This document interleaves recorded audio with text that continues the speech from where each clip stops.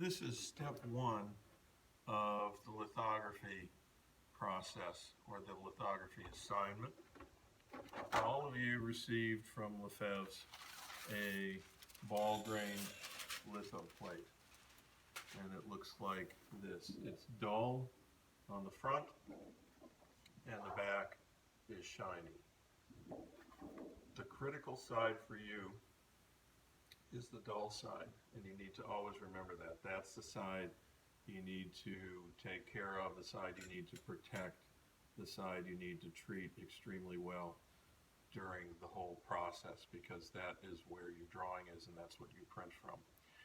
These plates oxidize. They're made of aluminum, and aluminum oxide forms on the surface. So the first thing to do is to clean the plate using acetic acid, a very mild acetic acid. Acetic acid is vinegar. That's essentially what we're using, is white vinegar. And what we're doing is cleaning the oxidation off with it. And the other thing that the acetic acid does is it acts as a counter etch, which means that it makes the surface of the plate really receptive to the drawing.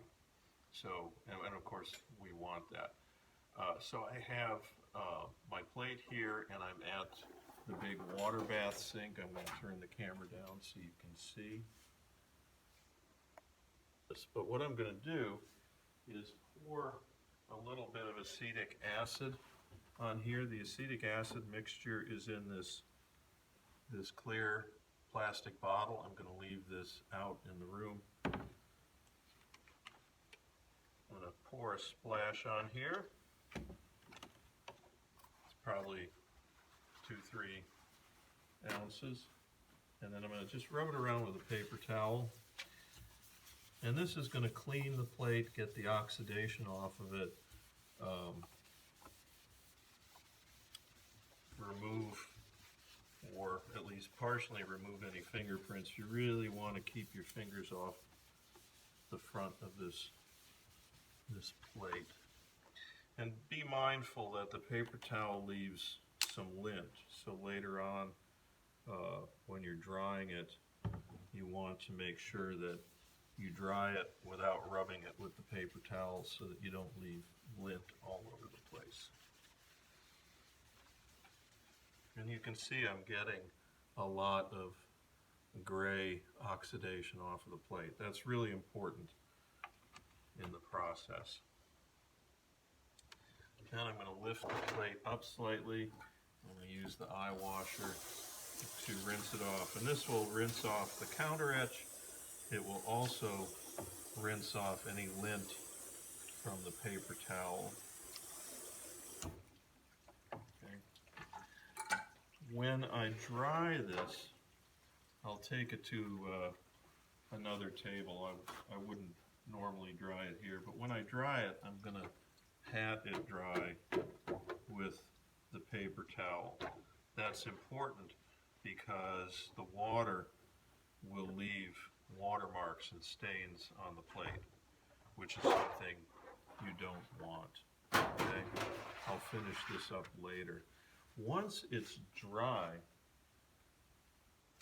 the next thing to do is to draw, and I think you can see it, a 2-inch wide border on all 4 sides of the plate. And I measured that and drew it in pencil fairly lightly, which is why it's kind of hard to see. And then you take gum Arabic, which is in this bottle. Make sure you read the bottle and you get the gum Arabic, not the plate etch and not the sizing. You can pour a little bit of that into a cup and use a brush and simply paint that over the border and let it dry. And what the gum Arabic is going to do is it's going to protect that area of the plate from receiving any drawing marks. So if you draw over the gum, the mark on top of the gum won't print, and it's going to make that area receptive to water so that it won't attract any ink when you print. Once you've cleaned it and gummed all four sides, put it on the drying rack, let it dry. Make sure you put your name somewhere on the border in pencil, and it will be ready for drawing. Okay, and please keep your fingers off of this surface when you're working, because you want to keep this free of grease. And this surface, or your fingers I should say, will leave greasy fingerprints on the surface, which may decide to print in your final print later on. Okay?